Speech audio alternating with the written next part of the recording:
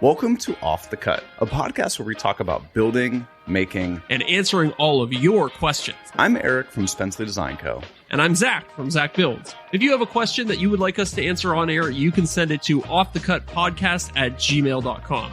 You can find both of us on YouTube, Instagram, and unfortunately, because we have to keep up with kids, you can find us on TikTok too. All right, now let's get into the show.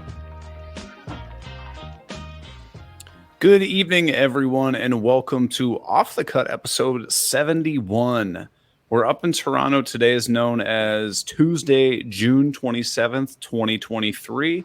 But here in Ohio, today is respectfully dedicated to the food of the day, onions. Yum, yum, yum. Yeah. So I feel like onions are a polarizing food for people. Yeah. I mean, how so? Like, everybody likes onions. They just don't know that they like onions. No. I've got a friend that claims, and he it's like a silly claim. He goes, dude, no, I'm allergic to onions because he just he's obviously not allergic to them. He just hates them so much that he refuses to eat any food if he knows that it has onions in it. I see. As a society, can we start coming down harder on grown men with fake allergies? Like gluten? Like gluten, and like just saying you're allergic to onions when you don't like them. And it's really a pet peeve of mine when people just like pretend that they're allergic to things. Yeah. Just say you don't like it. Like, that's just fine. Just say you don't like it. Yeah, that's I don't fine. like onions. But you don't need to make up this story like, oh, my body rejects it the second I get any onion inside of me. It's like, no, you just don't like it. It's fine. Or like if you're like, oh, yeah, every time I eat a lot of cheese, I feel bad. Yes. Okay. Okay. That's fine. Exactly. Derek. Don't eat that much cheese. And that might not necessarily be being lactose intolerant. You know, like if you eat if you eat a brick of cheese and you feel bad, that doesn't mean that you're lactose intolerant. It just means you ate a brick of cheese. Right. Yeah, exactly. I mean, I'm down for a brick of cheese any day. Yeah, me too. But you know you're going to feel bad after you eat a solid brick of cheese. Anybody. Yeah. And like, that's just like, okay. Like a whole brick of cheese. How many calories is in a whole brick cheddar cheese calories? It's got to be like 1,500 calories. What's a brick? A pound? Sure. Yeah, okay. Let's do a pound. 1 pound cheddar cheese calories. It's about 1,900 calories. Okay, yeah. So that's your whole daily intake for a lot of people in one condensed block. Of course you're going to feel like crap. Right. That's like, what? That's eating, that's like, 2 Big Macs or something? Mm-hmm. Yeah. How many calories is a Big Mac? Just the Big Mac by itself, I'm going to guess 900. No, 800. Wait. It says 563 calories in a Big Mac? Damn. Well, I don't know if you've had a Big Mac lately, but there's not much to it. No, I don't think I've ever had one. Oh, you've never actually had one? It doesn't look anything like it does in the pictures. Like, any images you're seeing online right now, completely disregard those and imagine the same burger, but it was sold by Walmart or Harbor Freight. Right. That's what a real Big Mac looks like.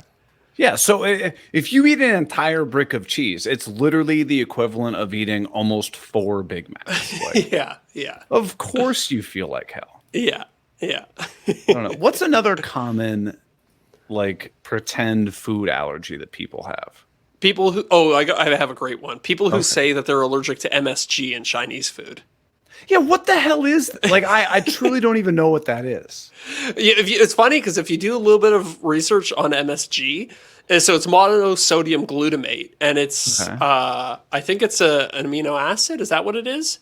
It's a flavor-enhancing food additive typically used in Asian cooking, fast foods, and commercially packaged food products.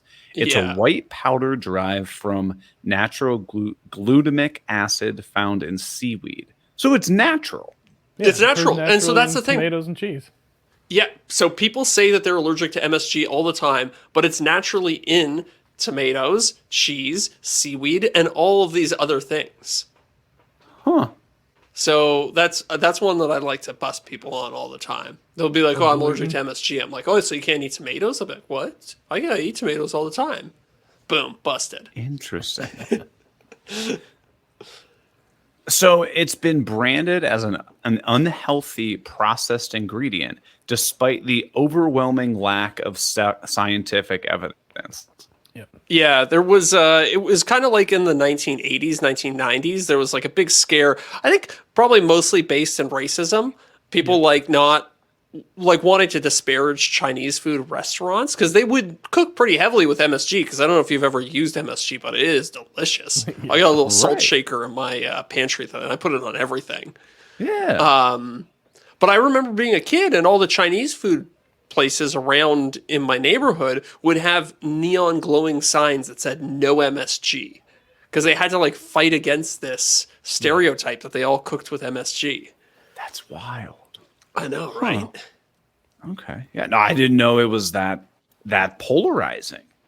Yeah, it was a big thing. MSG. I remember my mom being the typical, 1990s overprotective mom was like, didn't want to. She was like afraid of MSG. She didn't want to order it. Well, yeah, she probably watched the news and was terrified.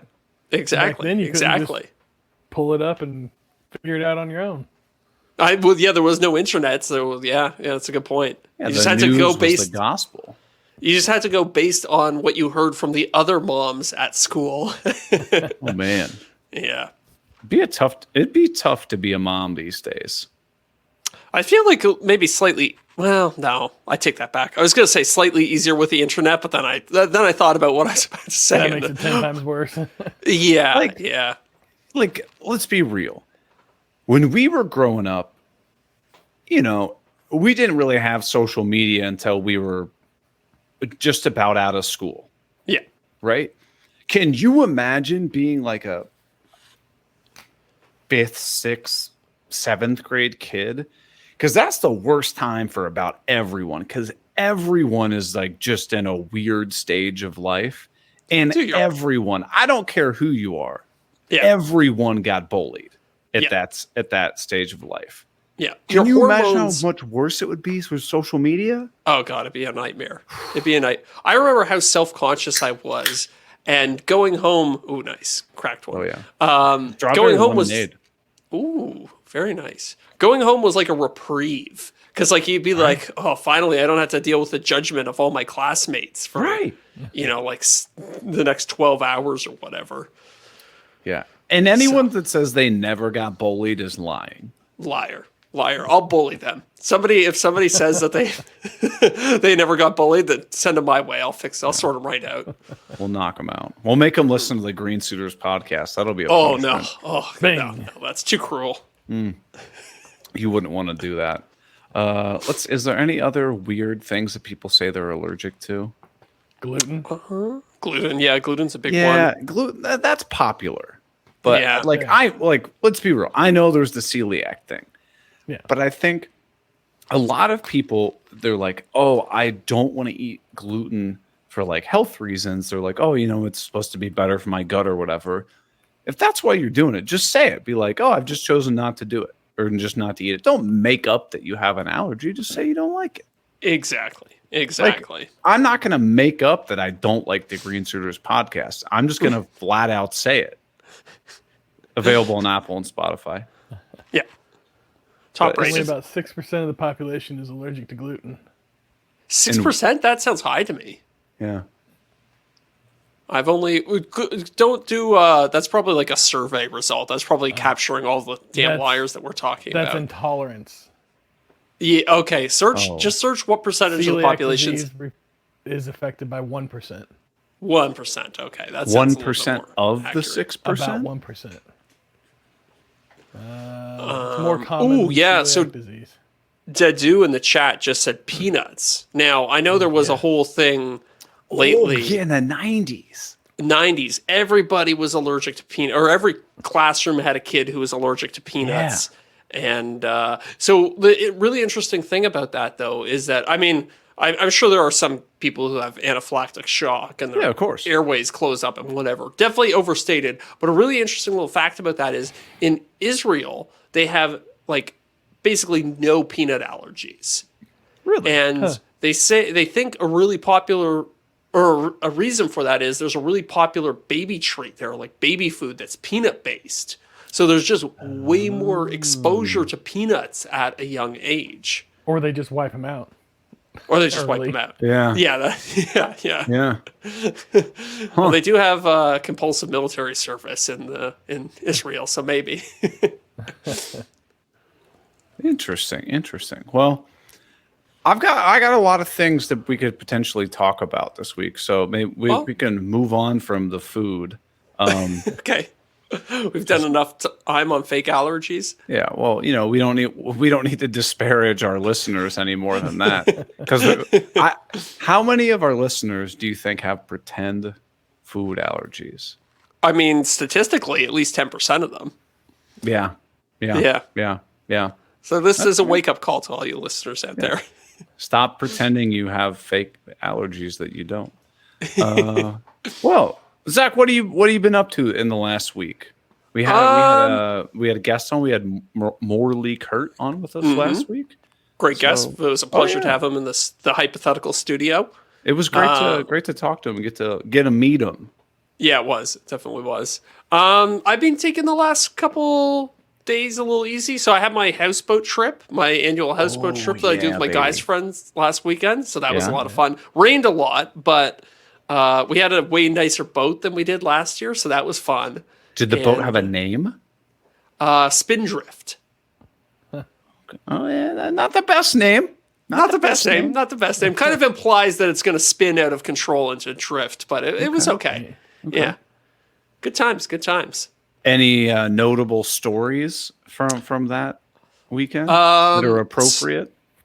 Yeah, I'm trying to, let me just parse down to the appropriate ones. So the houseboat had a water slide on the back of it. And I bought this inflatable party island. That's, hell yeah. So it's a big floaty essentially that has 4 seats in it and then a hole in the middle. So we were having a good time going down the water slide into the floaty and then trying to thread the needle into the center of the floaty. You're talking my language. I ended up directly, well, maybe not directly on top of, but I was shooting for one of the corners and I ended up in another corner that happened to be occupied by another one of my friends. And just eventually, I essentially ended up spearing him in the side with my feet. You got a nice, you went feet first, not head first. Yes, feet first into him and kind of dislodged him out of the seat to the point where we both kind of forced into this tiny little seat. It was a good time. He eventually forgave me. Yeah, I was just worried you were going to go head first and you just got a head full of crotch. Yeah, no, thankfully not. Thankfully not. Were any beverages spilled during that act? Yes, we did lose a couple beverages. Oh no. But it's okay. We were well stocked. That's good. That's good to hear. Yeah. Any other notable stories? Nothing too crazy. We found we camped out on an island one night. That was a lot of fun. We went into a little small local town and kind of explored the local town. But outside of that, just some good old fashioned male bonding. Yeah. Just talking about nothing. Is it one of those you go home and Sophie's like, "Well, what'd you guys talk about?" And you're like, "Nothing." Yeah. Nothing. Well, the thing is, she wants to know what's going on in my friends' lives when I get back. My one friend flew up from New York to do the trip. So I get home and she's like, "Oh, what's going on with Janos? How's his job going?" I'm like, "I don't know." Well, what do you mean? You just spent the whole weekend hanging out with him. I'm like, "Yeah, we were talking about which McDonald's in Toronto is the best McDonald's to go to at 3 a.m. in the morning." Right. So, these are important guy topics. Exactly. Or hypothetical scenarios. We did a bunch of those. You know, all the fun stuff. That's fair.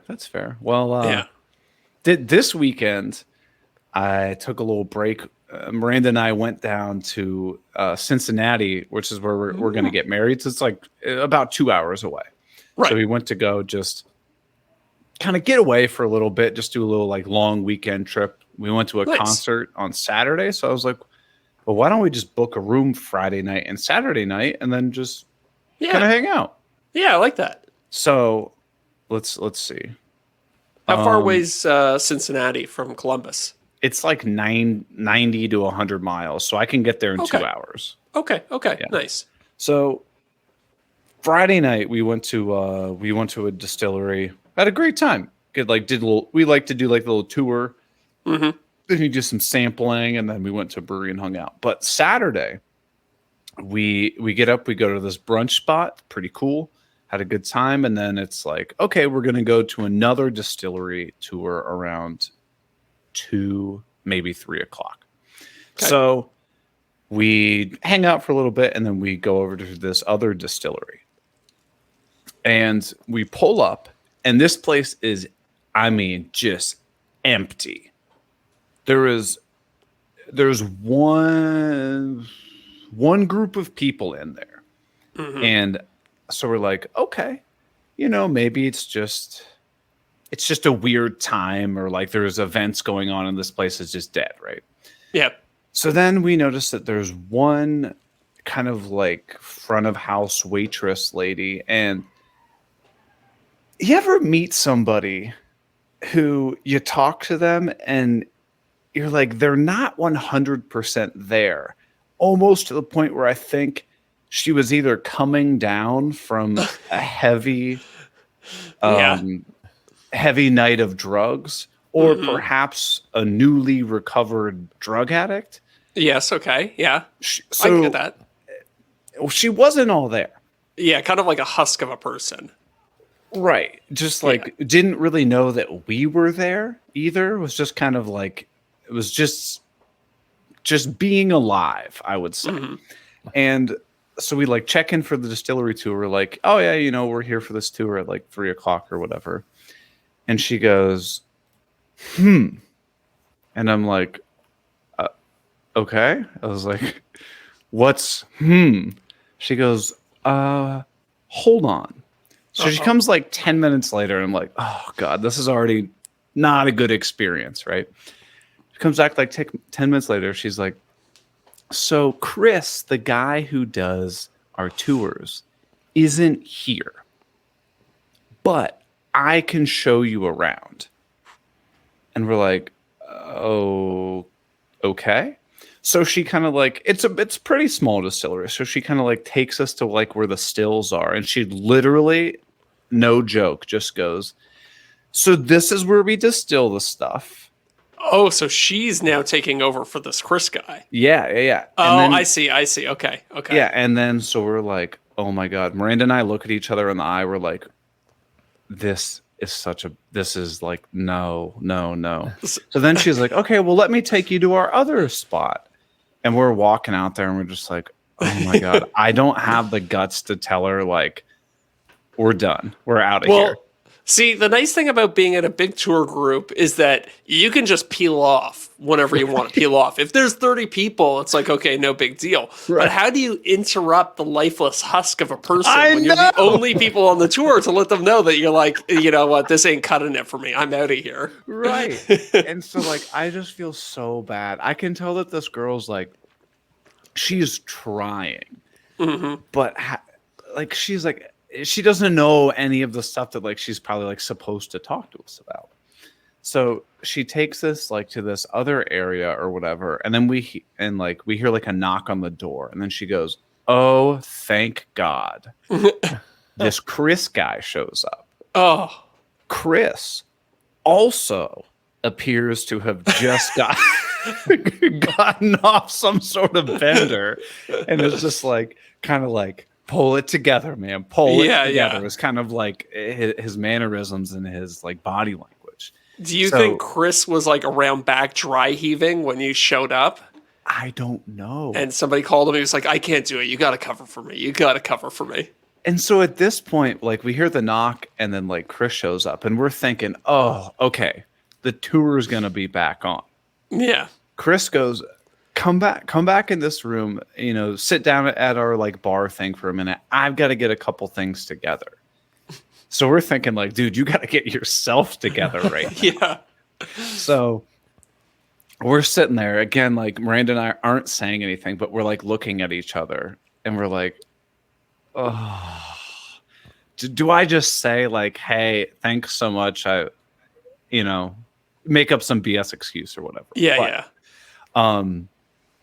So I see Chris bring out like a block of cheese, Oh no. start cutting up pieces of cheese. And then I'm thinking, dude, is he like the cook? Is he like the guy that the tour guide and the cook here? Because they have like a kitchen. And I'm so freaking confused. And then another couple of minutes passes. He like walks away and then comes back. And then he is like revived, like a new soul. Oh. Is inside this Chris guy. And then he starts taking us on this tour.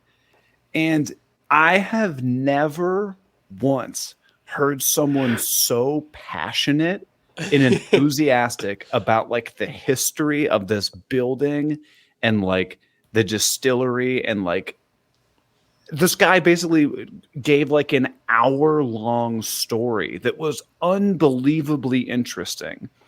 Took us through the whole distillery, and it was like a speakeasy. So like during Prohibition, they had like hidden rooms and stuff like that, and took us down this like hidden pathway staircase up into the old speakeasy that he had personally renovated the entire thing, refurnished it, had like artifacts, and was telling us all these stories. And then he's playing like old jazz music and stuff from that time while he's telling the stories. Takes us in like the second room of the speakeasy, which is where the rich people used to bang prostitutes and stuff. Oh, nice. Yeah. Yeah. Right. And he has like little pieces of cheese and like pieces of fruit and chocolate and pretzels and stuff like that. And he's like, this is where we're going to do the tasting. And you like pair all these different things with the bourbon and stuff they had. And I was like, that is crazy to me that we went from an absolute 0 out of 10 experience to just a complete turnaround to a 10 out of 10, where it was like the coolest thing we'd ever done. Do we think that Chris snuck off, did a couple lines in the bathroom, and then came back like ready to go? That's what we said. Like, take the edge off. Right. Yeah. Right. Yeah. And so like he was a little jittery. So like I don't know, maybe he just had to go pull himself together, but it was nuts. It was super cool. So if anybody in Cincinnati is ever down looking for a really cool tour at a small place, it's called Pensive Distilling. Okay. And we went on the Speakeasy tour. Okay. But just make sure that Chris guy is there and that he's pulled himself together, and you'll have a really good time. If not, it'll be a dud. Yeah, maybe bring a little bag of Coke for him just to make sure that he's got what he needs to get the job done. You know, I'm not jumping to any conclusions. I am. But I would heavily doubt that there were not extracurricular activities going on before we started that tour. Because it was a completely different guy that came in. It is kind of funny, like, you know, he's basically taking you on this tour that's like, you know, 50 years ago, or well, however long Prohibition was. I guess it's probably more like 70, 80 years ago. 100 years ago, I think. Yeah, well, I guess it was the 20s, wasn't it? It was 1920s Prohibition? Yeah. Probably. So yeah, closer to 100 years ago. He's probably like, well, 100 years ago, we at this facility ignored the drug laws of the day. And then today and today we carry on that tradition. I can see that happening though, but it was super neat. It was super neat. It's like sometimes when you sign up for things on vacation, like you have one perception of how you think it's going to be, and you're like, that was nothing like that. But it's cool. Yeah. Nice. It was like $8. Okay. $8. Wow. That's good. We gave him a $20 tip. The tip was more than the tour cost. Is that inclusive of drinks and cheese? Yeah. It came with the drinks and cheese. Wow. Damn. Right. When I was in Cuba many years ago with Sophie, speaking of things that didn't turn out the way... Yeah, vacation things that didn't turn out the way you think they did. We decided to go on a Jeep tour. So, me being me, I'm imagining, we're we're going to get in the back of a Jeep and they're going to drive us around the jungles of Cuba and show us some cool things.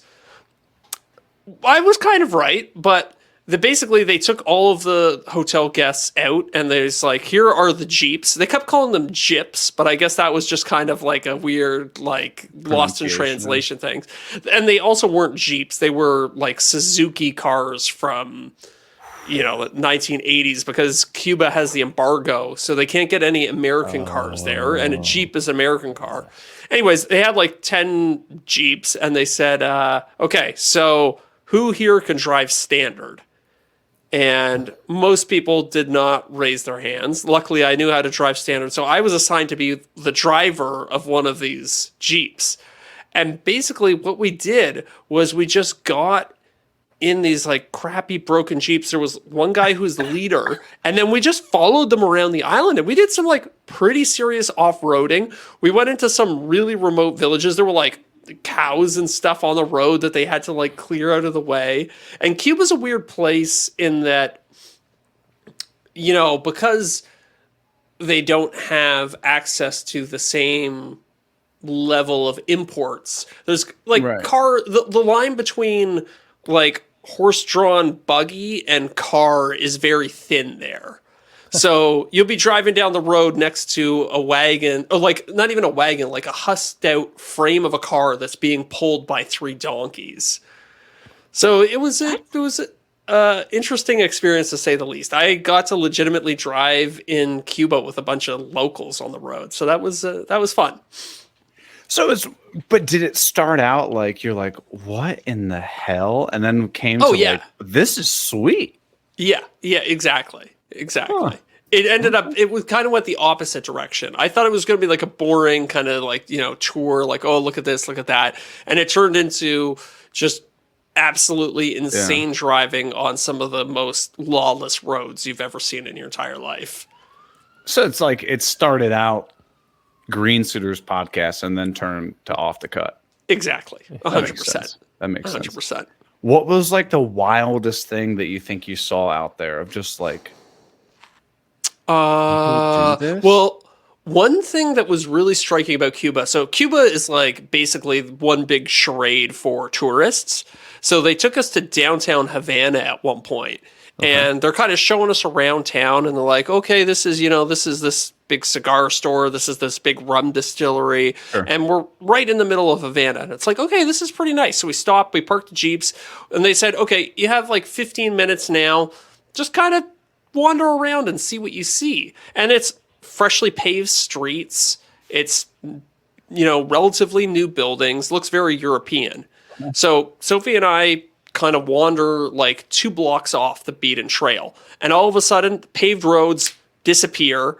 The buildings become much more dilapidated. There's beggars everywhere. And I realized it's kind of like, you know, the scenes in like Hollywood movies where they're like they have like a Western stage set up somewhere for filming, and it's literally just like the fronts of the buildings. Yeah. Facade. Yeah, it's just a facade. It was like that in Cuba. Like they had this one nice corridor that was like, okay, we bring all the tourists here, we show them how nice downtown is, and then we get them back to the hotels. And it was just like that. It was like completely manufactured, like one nice strip, and then, okay, if you go 10 meters this way or 10 meters that way, it's just extreme poverty. Really? Yeah. But do you think it's basically not a tourism trap, but like a tourism fallacy to like try to get people to be like, oh, you've got to come here? Exactly, yeah. Well, because it's like such a poor and impoverished country, I think they try and make this one area look really nice so that tourists leave with a positive impression, tell their friends, and send more. But it's like they really just build up this one little area. It made the whole thing feel like really fake and artificial. It's like you don't get to really see real Cuba when you're there. You're just seeing this like curated kind of illusion of what they want Cuba to look like. Well, Cuba, I think the amusement park.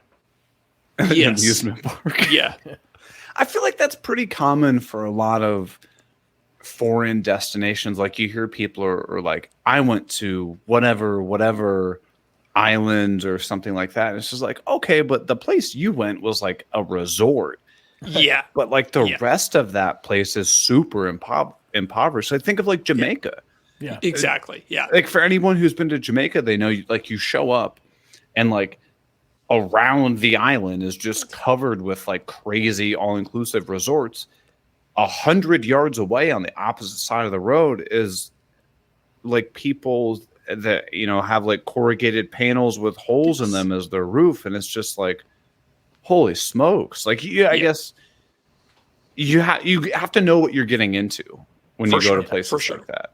The difference between that and this was that it felt orchestrated in Cuba, like the government or whatever was trying to create this illusion. Here's a good conspiracy theory for you, was trying to create this illusion. Whereas in Jamaica and stuff like that, it's like, it's the resorts that are kind of like trying to pull the wool over your eyes a little bit. It's like, hey, don't look across the street at all the poverty. Look over this way with the nice beaches. Yeah. Stay here. We got it all. Yeah. Yeah. We got it all here. Don't leave. Yep. Please don't leave. Interesting. Well, so what have you been you working on anything good, Zach? Anything exciting going on over there? Yeah, I'm working on a little custom game console. I did another one. Yeah, I did a custom Xbox earlier in the year, and that video did really well. So I'm working on a custom Nintendo Switch right now. Ooh. How you gonna customize it? Yeah. What's Or do that? we have to wait to see? I said, how you gonna customize it, or do we need to wait to see? So turns out you can hack the Nintendo Switch. So that was the step number one of the project, was hacking it. And that allowed me access to it so that I could do things like overclock it. I can install custom software on it.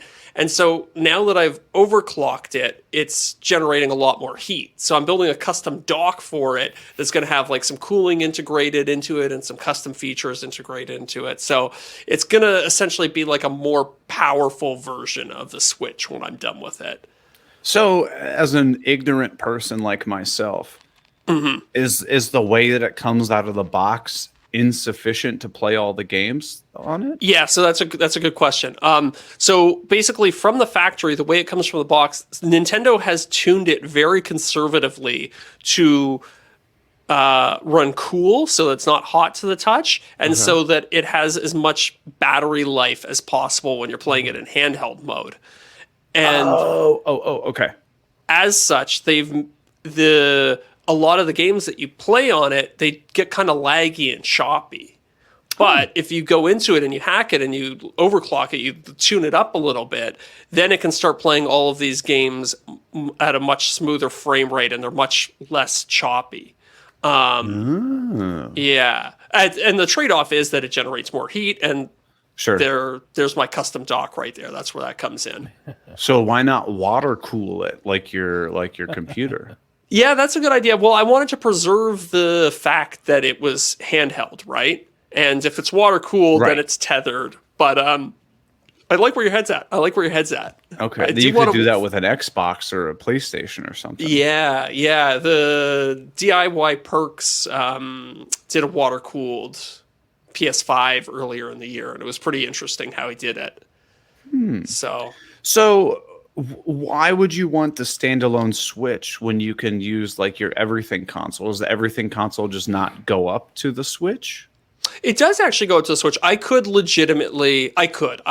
use my everything console to do the Switch, but it was, content's going to content. Oh yeah. I was actually thinking about that on the way home from the gym today. Was like, so you've been doing a lot of the like console overhauls, computer overhauls, retro console builds and stuff, and I was thinking like, man, how many more of these things can you do? Well, that's the thing. Once you do a few of them, I thought I would kind of tap out. I was like, okay, I'm going to kind of run out of things to do here. But the more of them I do, I'm like, oh, but then I could do this. I think this is a good lesson for anybody at home, because I've often been in situations where I've thought, oh, I'm going to run out of ideas. If I go down this path, I'm going to eventually hit a brick wall 3 or 4 projects down the road, and I won't be able to continue on it because there'll just be nothing left there for me to explore. But the more you do it, the more things you realize are possible down that road. So I've already got like 3 or 4 other little projects that I think I could kind of do in a similar vein down the road. Like, I want to do a custom Nintendo 64 at some point, because the Nintendo 64 was like, that was my childhood. And there's actually a really active modding community behind it. So there are a whole bunch of cool things that you can do to it if you're willing to crack one open and play with the hardware a little bit. So here's what I would want to see you do. You remember everybody has a Nintendo, well, not everyone who had a Nintendo 64. All the cool kids. Yeah, knows that there's that like bay on the bottom. Yeah. That was for that like CD disc drive thing that never released. N64DD. It actually did release, but they just sold very few of them. Was it like only in Europe or something like that? I think only in Japan. Derek, maybe you can pull this up on eBay, but I think they go for like $10,000 a unit now. Yeah. They I do know that they only released them in Japan.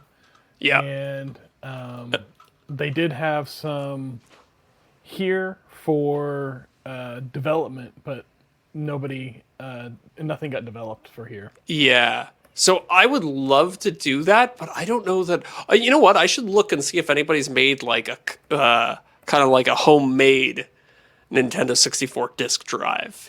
So I guess the reason I brought it up and what was kind of in my head is like, you've got the 3D printer now. What if you could find like a file or perhaps make the file to like 3D print it? So like the video, the title, working concept of the video could be something along the lines of like, I finally got my hands on the Nintendo 64 disc drive thing. Ooh. But then you have to find some way to like make that functional. So maybe that's where you house like a bunch of like different fans to like keep the Nintendo cool, or like, I don't know, just it's like something kind of interesting where like it kind of brings that back, that nostalgia of like, this thing was never available, but now I have it, but it actually does something even better than what it was originally intended to do. I like that. Cool. That's a great concept. Yeah. And speaking of 3D printing, I've been trying to do this Nintendo Switch project almost exclusively. There's going to be a little bit of woodworking in it at the end, but it's almost exclusively with the 3D printer. Okay. I'm excited. I still haven't seen your last two videos. I'm so behind on my YouTube stuff. No worries. I'm still watching stuff from April right now. Yeah. Do you actually have like a little like playlist of all the videos you want to watch? My subscription list. Okay. Yeah. All right. I'm the person who uses the subscription list. Yeah, you're right. So how much is that? Is that only $1,300, Derek? Yep. Oh, that's a write-off, baby. Write it off. I know. If I get a big sponsorship, maybe I will buy one of those. That's pretty badass. Well, now that you're on Mark's team, you should be able to help you out, get you something good. I know. I'm waiting for my first things to come through. It's taking forever. I've only been signed with them for like 48 hours now, 72 hours. It'll take a little time. It's kind of slow right now, just in general in the sponsorship world. So Go ahead. I was gonna say I've gotten like so many people reaching out lately, but it's all just like bottom of the barrel crap offers. Yeah. So right. So what is that Nintendo disc drive thing supposed to do? It was literally just a way that you could play a CD, and it was funny because it was like a CD in a cartridge.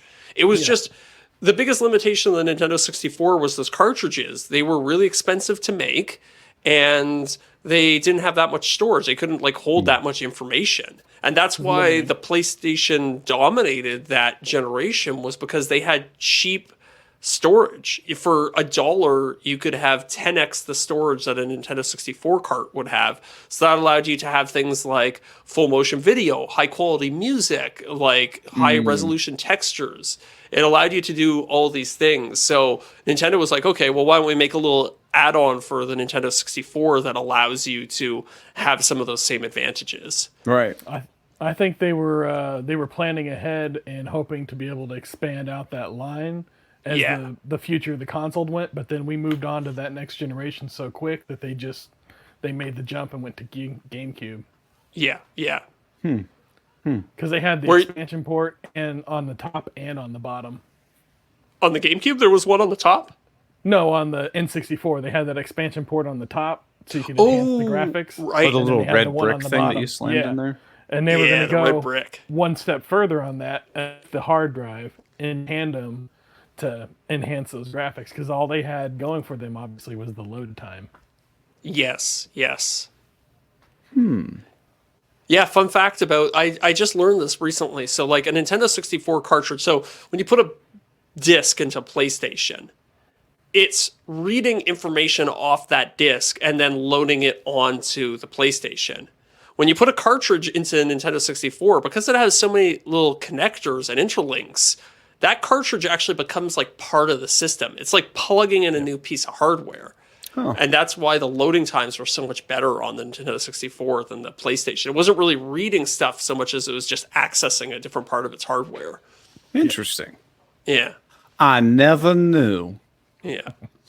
Well, speaking of technology, actually, before we get to that, we want to give a huge shout out to our returning top tier patrons. Hell yeah. We've got Brooke Appler, Dadu, Luke Schmidt, Derek Jennings at Pecan Tree Designs, Corey Duvall, Jason Price at Priceless Pro Designs, Scott Eastman at EC's Woodshop, and the Power Cocker, formerly known as Wes.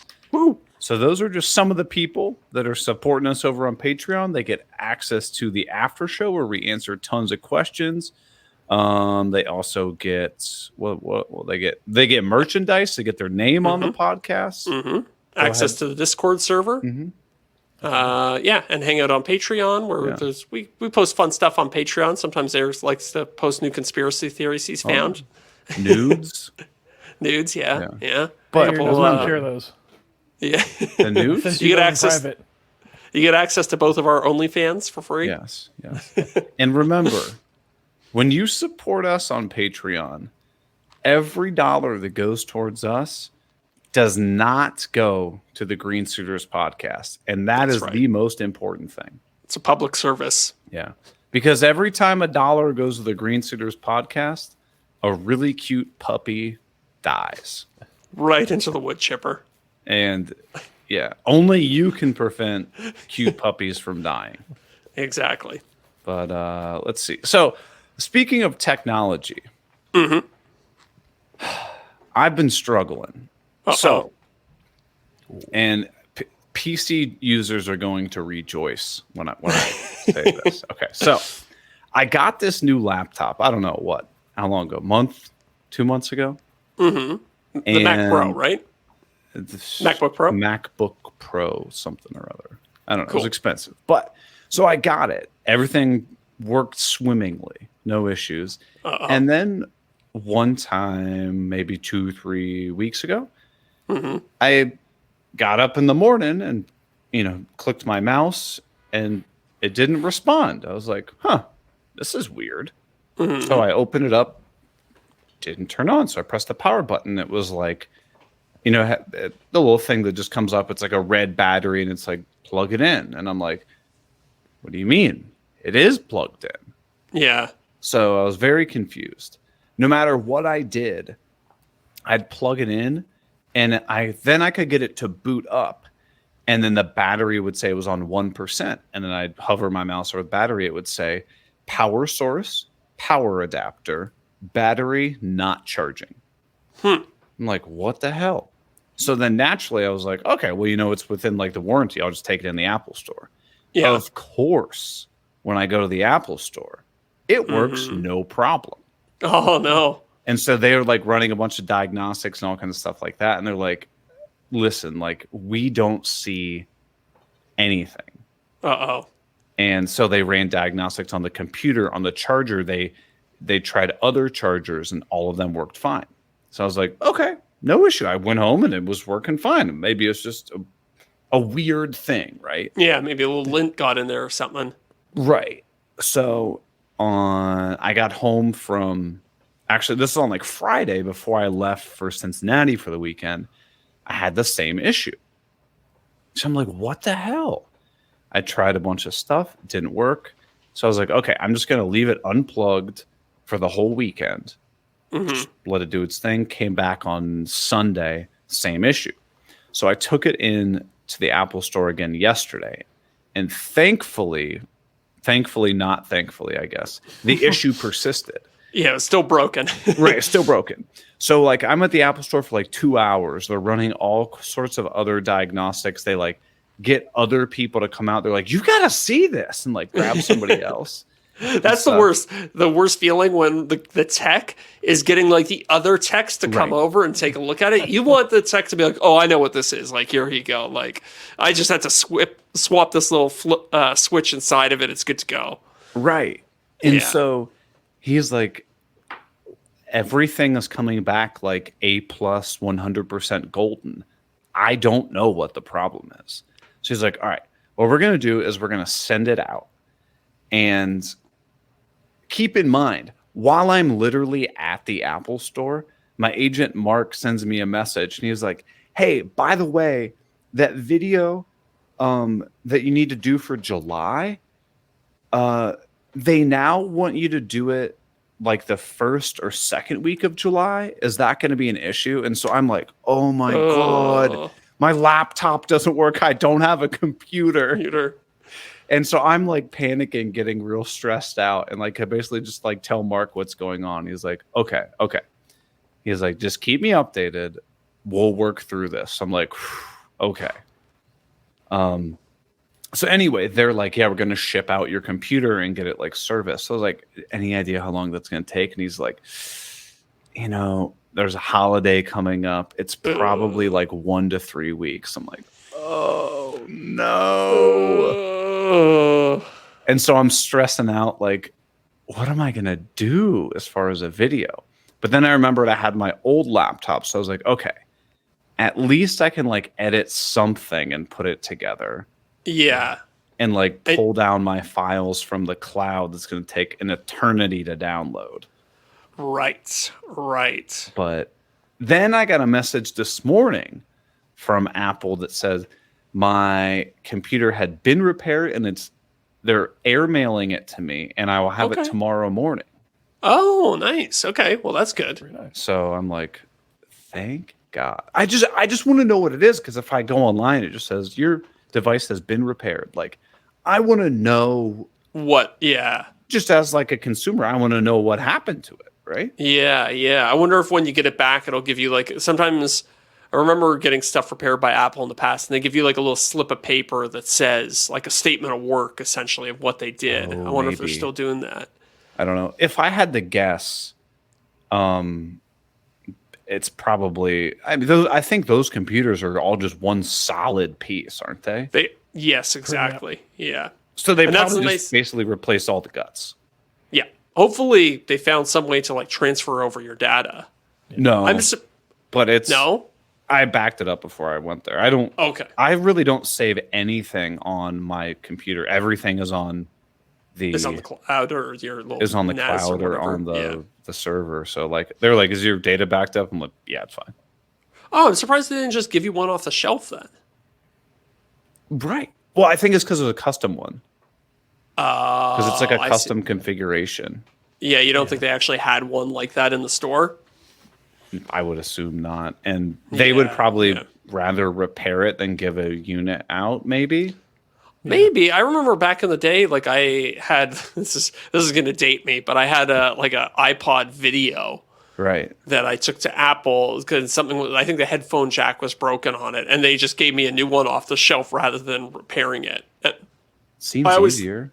Seems easier. I always thought that was one of the benefits of going to the Apple store, was that they actually had inventory there to replace it, but they might just not have had anything in stock.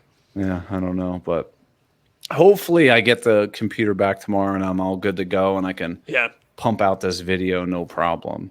Yeah. So when I was editing the video, I was like, I'm going to take just an old video, kind of like a talking head topical video, and then that's how I'm going to integrate like the Jackery into this, because they want it like seen a lot and like whatever.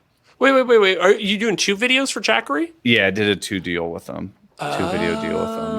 Okay. All right. Nice. So I was like, oh my gosh, I don't have the time to build something new to like really show this thing off. I was like, what the hell am I going to do in this short of time period?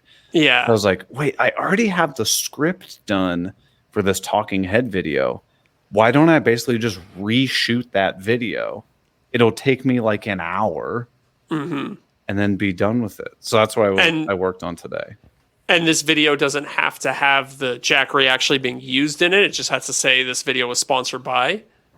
No, so they want like a couple minutes total of like it being in the background of the video or like it being used. So what I did is I just plugged a bunch of I didn't say, I'm not getting explicit. I plugged a bunch of crap into it. And so I plugged like my lights and everything in it, and I'm just like talk about it during the mid-roll. I'm like, yeah, just so you know, I have every single thing in this video, the lights, the camera equipment, like the tools that I'm using and like the B-roll, all powered by this thing. That's kind of how I'm doing it. So yeah, nice. Yeah. Do you mind sharing what this new talking head video is about? It's so I did the one like how to price your work video. Yes. This is a kind of a follow-up from that, and it's 5 reasons why you aren't able to sell anything. Like 5 mistakes you're making about why you can't sell anything. Ooh, I like that. It's kind of an easy talking head video. I think it might resonate with people, and it was an easy way to do this integration, as well as it's a video that's directly going to point people back to that pricing video. So it kind of like reinvigorates some old stuff. So I was like, I think it'll be very valuable and be beneficial for myself. Yeah, for sure. That's awesome. I think it'll be good, but yeah, it's been a nightmare. You know what else has been an absolute nightmare? That workbench. Which one? I told you I was like redoing my workbench top with like the laminate and stuff like that. Yes. Okay, yes. Give me an update on that.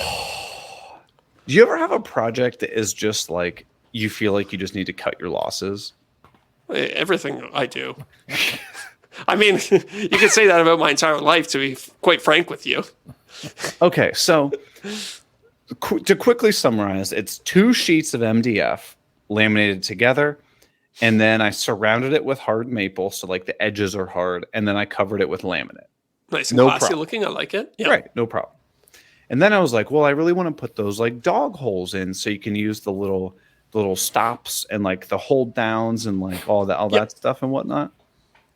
Well, I got the woodpeckers. Fuck, I don't know. Oh, there it is. Oh, you were so close like before. It's like this little like grid thing, so that you can like hook up a router to it and basically cut out that like perfect like grid pattern with the holes or whatever. Gotcha. Yeah. It was like $300. Wow. Luckily enough, they sent it to me. Okay. That thing is crap. Oh, so absolute now what do you do? Garbage. Well, so I like kind of did it. I did it, and the problem is it's like a 4x4 grid, and then you use these little like pins to like drop it in there, so then you can move the grid over, and it's supposed to stay perfectly aligned. Okay. Well, it doesn't. Like it, like move. It got like an 1/8 inch play on it, which is a lot. Does it come with its own? It's that's a good phenolic. Question. Phenolic? What's that? That's like that really, really dense, hard plastic. Okay. It's like a 1/2 inch thick plastic. Boards. Does it come with its own router bit? No, it comes with like those like, have you seen those like brass bushings that you like twist on the bottom of a router? Yeah, like a guide, right? Yeah. So I used that, and then I used the 1/2 inch bit, which is exactly what it says. But there's a boatload of slop in it. And I read the reviews, and everybody just crucifies this thing. Oh, really? I was going to say, I wonder if it's an issue of your 1/2 inch bit not quite being a 1/2 inch, like being like a 16th more than a 1/2 inch or something. Or that little collet isn't perfectly centered to your drill bit or your router bit. Yeah. So that's why I tested, because I was like, I'm not doing this without dust extraction, because this is going to be a nightmare. Yeah. So I was just like, F it. I'm just going to go buy that Festool router, whatever the hell, like the medium sized one, pay for it with my own money. Mm-hmm. Dust extraction is incredible, but it like perfectly centers like it like automatically centers that guide thing around the bit. So like I used calipers and it was dead on. Yeah.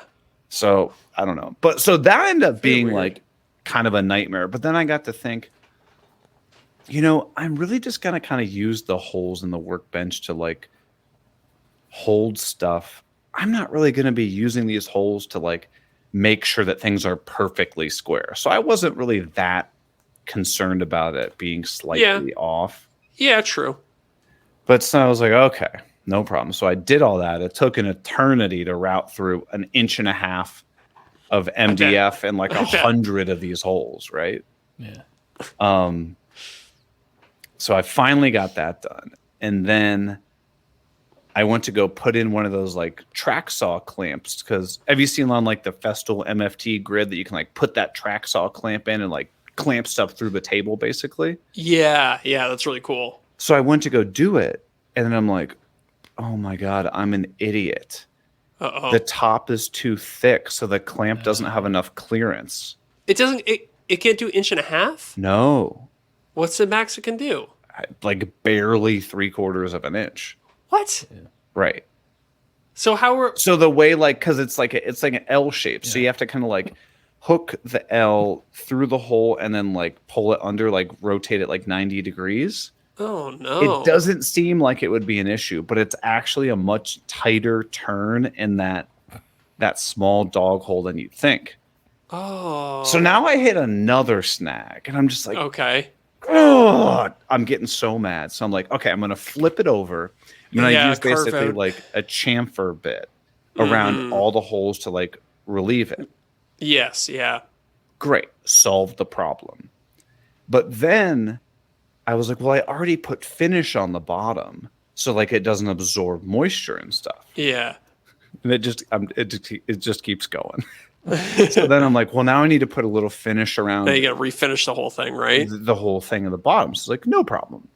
Get that done. Flip it back over. Well, now the finish has leaked through all those holes, and I've got like water polyurethane all over the top. And I'm like, oh, but it's laminate. It won't be an issue.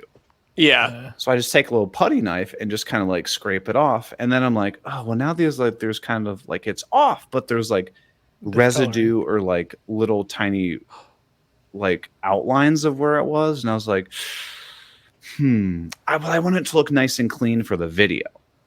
Yeah. So I should have just stopped, right? So then I was like, Derek's laughing. Then I'm like, I'm going to put a white Scotch-Brite pad on my sander, because it's like unbelievably light abrasive. It'll just kind of like pull stuff up. So I put that on the sander, start, sanding it and whatnot.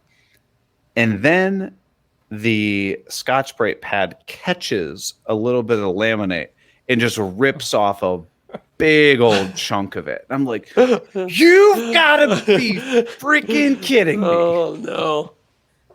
And so I'm like, what the hell am I going to do? So I'm like, do I just scrap this and just say F it and move on? So I did a little research and found out that what you can do is take like 40 grit sandpaper and just like scratch the hell out of the laminate and basically put another sheet of laminate on top of it. Oh, yeah. And that's what I'm going to do. And then I'm going to move on. You have to recut all your dog holes if you do that, right? Yeah.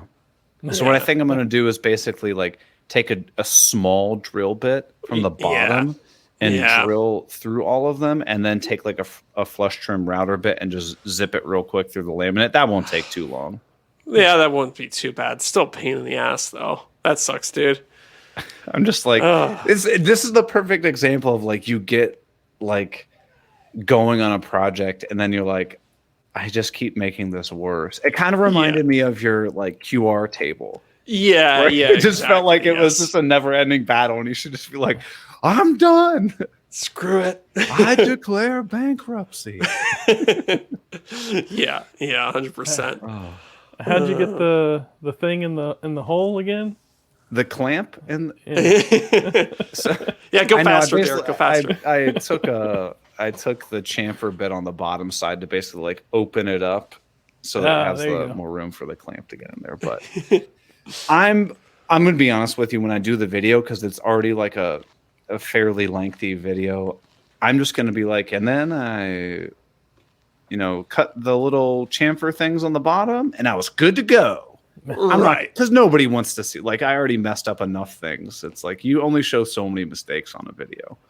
I know I've kind of, well, I think we've discussed this before in the past, but like, what mistakes do you include and which ones do you just leave out? Because it's like, unless there's like a learning, like something that you can say that would help prevent people from making the same mistake in the future, it's like, I don't know. And you also don't want to, like, as much as it sucks to say, you don't want to have your whole video be a bunch of mistakes, because then you lose credibility with the audience. Right.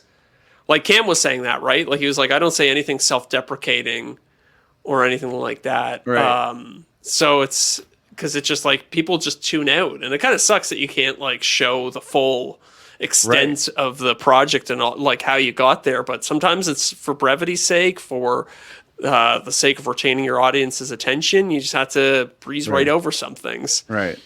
So I wanted to ask, you have laminate on your work surfaces. Mm-hmm. So yours is like a white, kind of marbly, kind of gray color? Yeah, I'm not sure what I think maybe they were trying to like kind of be like faux concrete almost. Okay. But yeah, something like that. So when glue sticks to it, does it just boom pop straight off, or does it like stick a little? It sticks a little bit, but usually with a putty knife you can just get it to chip off. Okay. And then can you see a small residual outline from it? Yeah, usually I'll do, like, I'll chip it off, and sometimes there's like a little residual outline because there is a very fine texture to the table, right? Especially initially. So what I do, like every like 3 months or so, I'll just get out 400 grit on the sandpaper, on the sander, and just go over the surface of the table and kind of polish out some of those, because the Formica is really hard. So 400 grit like barely even does anything to it. Right. Yeah, and that usually helps. That being said, my tables don't look perfect. They're, they still have imperfections and stains and stuff on them. Okay, so I think my issue is that I use matte black. So I'm like, it has texture. It has a little bit of texture to it. I should have got like high gloss, right? Yeah, glossier probably would have been better. Okay. And that's so a good little tip for. Yeah, I didn't lay down the second sheet yet. Maybe I'll just return it and get gloss black. You might want to. It might be, the only thing about like gloss black is that it might look a little weird on camera sometimes. Yeah, you can get a lot of reflection. But I would say if what you're interested in is things releasing off it, easier gloss is going to be better.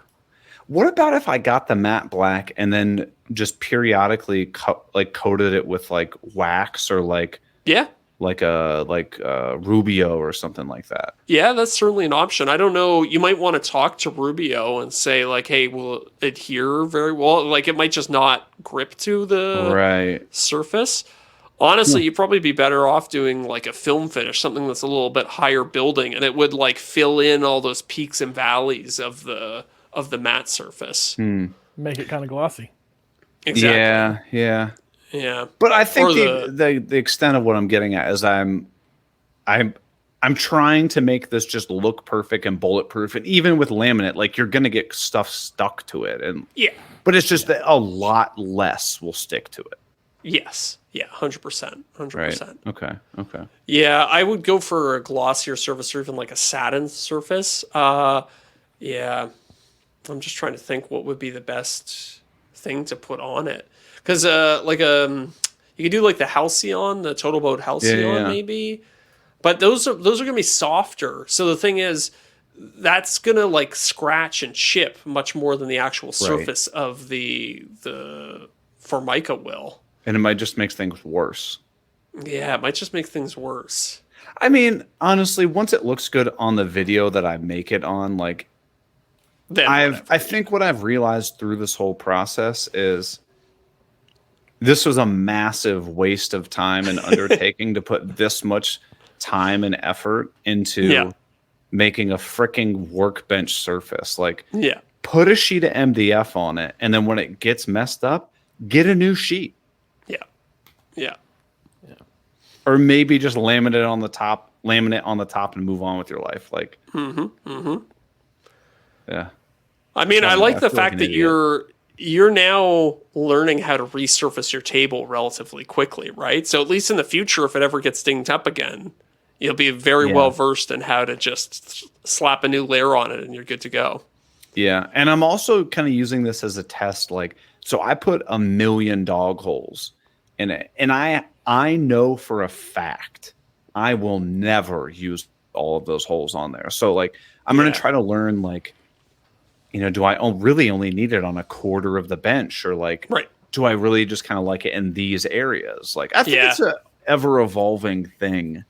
Oh, for sure it is. That you work on. And at this point, I just need to put another sheet of laminate on top of it, move on, be done with the damn project. Yeah, yeah. I thought about putting a bunch of T-tracks in my tables at one point. No. But I was No? No, T-track sucks, man. Yeah, like even the aluminum stuff? Like, I was going to... Here's the problem with T-track. Okay, hit me. If you get sawdust in there, if you get glue in there, if you get anything in there, it is instantly useless. Okay. That makes sense. You have to make sure that your tabletops are really thick, because if you use 3/4 inch tabletop, you have to route like a 1/2 inch deep, and then your screws only have like a 1/4 inch of material to bite into. Why a lot of people then epoxy the T-track in. Oh. And it's then like the bolts get jacked up in there. Like I honestly, I hate T-track. I even have that issue on my CNC. Like when the CNC throws a little bit of dust, it gets in the T-tracks and it makes it kind of hard. So that makes sense. I hear you. And it's expensive. It's like $40 for like a 3-foot section of T-track. I know. But I'm going to try these dog holes out. I've got some accessories. I got these little, like, teeny tiny, they look like quarters that you basically put in all the holes. So it'll then make the surface perfectly flat so you won't drop stuff in the holes. I like that. And then you can pop them out super easy when you need to, like, use that hole. I'm excited to try it out. I'm excited to see you try it out and then decide if I want to do it myself. Right. If you do it, absolutely do not buy that piece of shit woodpeckers thing. Okay. There's another one called like the PARF system.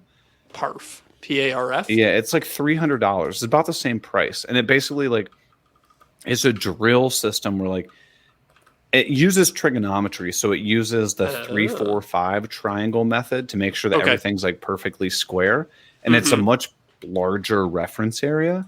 But you have to basically go and drill 1 million like little teeny tiny guide holes, and then you go back. Yeah, that's the one on the screen there. How much is it? Like $300? Add. It's from TSO, so $239. Yeah. Okay. You can use Jason Bent's discount thing. I think he has one. You can support him, just don't support the Green Suiters podcast. Yeah, so you like put all these little pins in, and then there's like a perfectly sized drill bit for the dog hole. Yeah. That you go and like drill it after that. Gotcha. But honestly, Zach, if I were you, I'd just use your CNC. I was literally just thinking that. I was like, I could probably get my CNC to do it because I got a 4x4 bed, so I could make it in 2 pieces. Right. And just have it, move on with your life. Move on with my life. Right. Okay. So once I have time to use it, I will report back and tell you my honest findings. And if I'm wrong and it sucks, I'm going to tell you. All right. I mean, I appreciate that you're throwing woodpeckers under the bus. Not many people will be brave enough to do that. They make some good stuff, but this is not one of them. Honestly, I'm surprised because plastic. Yeah. Would you think it'd be solid like aluminum? I thought so. Yeah, I don't know. It's trash, though. I'll tell you that. Crazy. They usually don't. How much is the woodpeckers thing? Woodpecker.com. I was looking at it earlier. I think it's $259. That sounds about right. Yeah. I mean, dude, if I would have spent my own money on that, I would have been furious. Yeah. Well, now you can see why they have so many negative reviews on it. Right. And even if you watch like the demo video on like their YouTube thing, you can see it moving like crazy. Oh, really? And if you look at the YouTube comments, they're just kind of like, yeah, well, if you would have clamped it, it wouldn't have done it. But like, you need to make sure that you clamp it so it doesn't move. And people are like, yeah, you're kind of missing the point. Like, yeah, exactly. They didn't clamp it in this photo. Yeah, Yep, I know. true. So in this photo, see those little like red pucks. So after you like cut the hole, you then put those little red pucks in. So then, and theoretically, it holds that little template in place. But it doesn't. Right. So when you try to do the other holes, now your other holes are out of alignment with your other ones, and then you try to move the whole plate further over, and now you're referencing off holes that aren't referencing off another, and it just gets in this whole binded jungle of a mess. Yeah. It sucks. Don't buy it. Rockler's got one for $50. Really? Yeah, it looks like it's just acrylic. Dog hole routing template? Yeah, Rockler dog hole routing template. You start on the corner of your table with 3 pegs to guide it, and then you make a few holes, and then they give you bigger pegs. Interesting. So this looks like effectively the same thing. Let's look at the reviews. 3.5. It looks like it's the average, so not great. Here we go. Reviews. Works well. Not great, but usable. Yeah. Great product, but it's another quality product from Rockler. One small complaint concerns the brass spacers. It should be the right depth, so it's not necessary to grind it down to the correct depth. Also, be sure to use care when setting up and make sure your spacing is consistent. I'm surprised they all use those collets and not just a guide bit. Well, so the problem with a guide bit is that you would have to plunge it. So you have the potential to plunge into the template, whereas like those guide bushings, you take the router bit all the way up and then you just position it over, and the guide bushing kind of like traps in, and then you plunge the router in. Right. Yeah. I don't know. So it basically doesn't seem like any of the routing templates are very good options.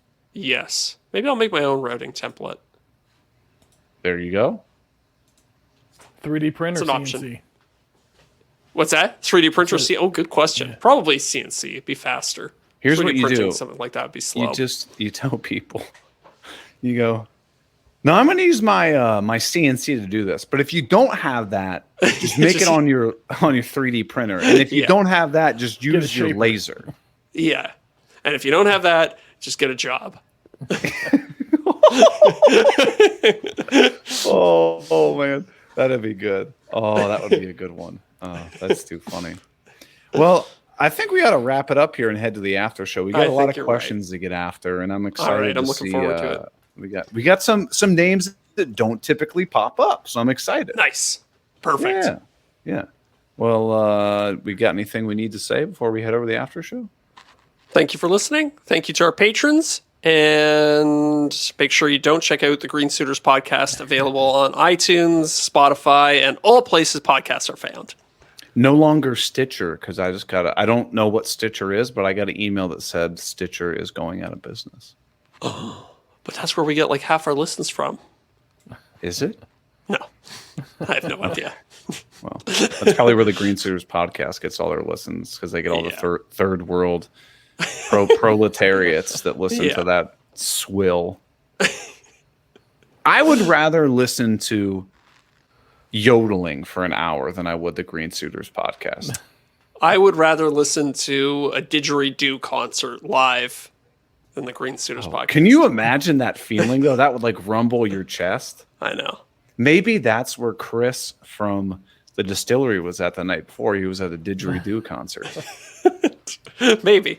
Or maybe he was so taken aback because he'd listened to just a few minutes of the Green Suiters podcast and was like, I can't handle this anymore. That's the joke we should have made at the start of the episode. Yeah. Huh. Live and you learn.